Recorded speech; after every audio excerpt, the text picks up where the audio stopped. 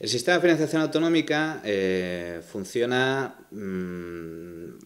con graves problemas estructurales, porque por un lado los gastos están totalmente descentralizados, pero los ingresos están centralizados. El Estado es el principal recaudador de impuestos y es luego el que, una vez que tiene recaudados esos impuestos, los reparte entre las distintas comunidades autónomas en base a criterios de lo más arbitrario y básicamente criterios políticos que surgen de la negociación muchas veces bilateral entre el partido que está en el gobierno central y los partidos que le pueden prestar apoyo o algún tipo de prebenda política a ese partido en el poder.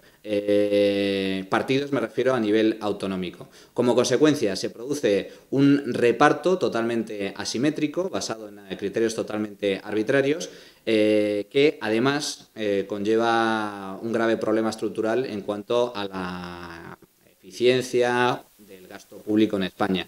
¿Por qué? Porque los gobiernos regionales no tienen ningún incentivo para llevar unas cuentas en orden, porque básicamente dependen del dinero que les redistribuye el Estado y como consecuencia tienen fuertes incentivos para gastar mucho más de lo que ingresan. Eso crea problemas estructurales importantes como los que estamos viendo en la actual crisis.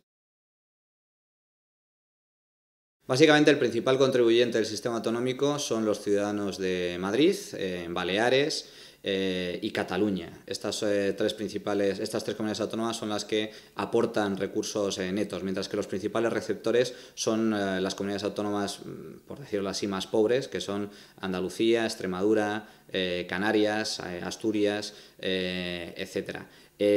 Lo que ha demostrado el paso del tiempo es que si bien el sistema estaba concebido inicialmente para tratar de alcanzar un utópico nivel de igualdad o a nivel de renta, a nivel de riqueza entre unas comunidades y otras, lo que ha demostrado el sistema es que no se ha conseguido ninguno de esos objetivos. Las comunidades subsidiadas siguen siendo las más atrasadas y las más pobres de España, a pesar de que han recibido ingentes volúmenes de recursos públicos a través del sistema de financiación autonómico. El pacto fiscal catalán parte de un contexto muy particular. Hay que tener en cuenta que estamos viviendo una de las crisis económicas y financieras y fiscales más importantes de la historia de España.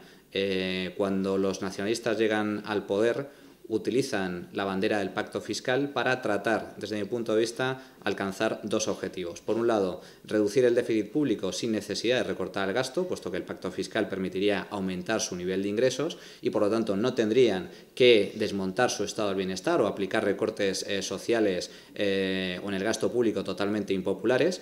Y, por otro lado, aprovechando esta bandera, el segundo objetivo a conseguir sería convertirse en una comunidad autónoma mucho más privilegiada financieramente con respecto al resto, a pesar de que el actual sistema de financiación ya privilegia o ya le ofrece ciertos privilegios a Cataluña. Este nuevo modelo sería separarse del régimen de financiación común y crear el tercer fuero de España, con los privilegios que ello conlleva a nivel fiscal y administrativo.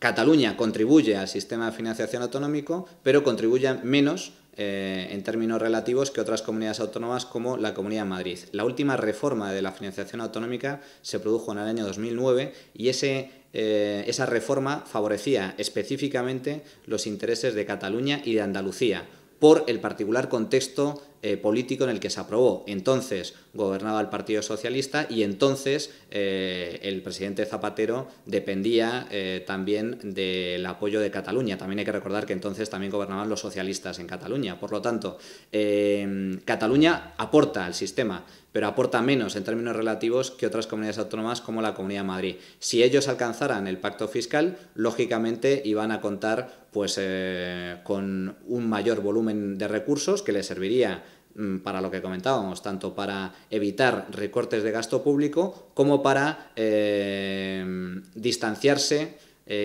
o separarse del sistema de financiación o de régimen común, aportando menos recursos al resto de las comunidades autónomas. ¿Cuál sería el perjuicio derivado del pacto fiscal? Pues que automáticamente las comunidades autónomas que ahora están aportando recursos netos al sistema, como por ejemplo la Comunidad de Madrid, se verían obligadas a aportar todavía más recursos a ese sistema de financiación. Hay una alternativa. Yo creo que el pacto fiscal catalán supone una oportunidad histórica porque por primera vez se plantea un sistema distinto al del régimen común, más allá de los fueros de País Vasco y Navarra, y la alternativa consistiría en llevar a cabo el pacto fiscal, pero un pacto fiscal de todas las comunidades autónomas, tanto a nivel autonómico como también a nivel provincial. Se podría llevar a cabo incluso a nivel provincial. Es decir, avanzar hacia una auténtica descentralización administrativa, de tal forma que las comunidades autónomas gocen de una plena autonomía fiscal, de corresponsabilidad fiscal, gestionen y recauden sus propios impuestos para pagar sus servicios públicos y de este modo se produciría una descentralización tanto de gastos como de ingresos, de tal forma que el elector, el contribuyente, podría percibir de forma clara la buena o mala gestión de sus políticos a nivel regional o provincial. La respuesta es no. La respuesta es no, ¿por qué? Porque un sistema de estas características permitiría poner en marcha incentivos favorables a la libertad económica y al desarrollo económico. Incluso políticas fiscales responsables que traten de controlar el gasto público y controlar el déficit y la deuda. ¿Por qué? Porque automáticamente, si las comunidades autónomas gozan de plena autonomía o soberanía fiscal, se produciría algo que no se produce ahora. Y es lo siguiente, el incentivo del voto con los pies. Es decir, aquellas comunidades autónomas que llevan a cabo políticas irresponsables, que penalicen a sus empresarios, que generen pobreza, automáticamente perderán contribuyentes y perderán empresas. ¿Por qué? Porque se irán a aquellas comunidades autónomas que más favorezcan la libertad económica y el desarrollo económico. Por lo tanto, bastaría con que una región llevase a cabo políticas liberales que funcionen de verdad para que el resto se vean obligadas de una u otra forma a imitar ese tipo de políticas para evitar la pérdida de contribuyentes. PP y PSOE se oponen, en primer lugar, porque son mayoría las comunidades autónomas que están subsidiadas por el sistema de financiación regional y, por lo tanto, los varones de esas comunidades autónomas, tanto el Partido Popular como el Partido Socialista, no quieren en ningún caso eliminar la denominada solidaridad interterritorial.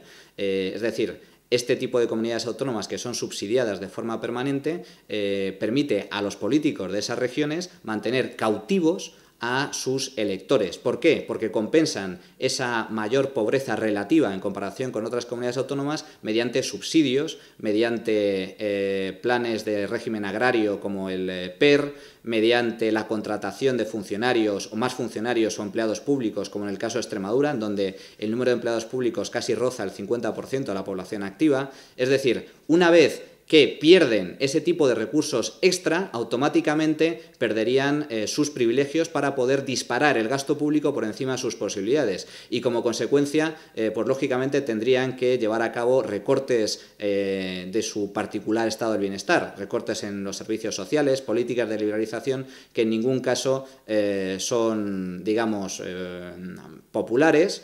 Y, en segundo caso, en todo caso, los políticos no son muy dados a poner en marcha este tipo de políticas.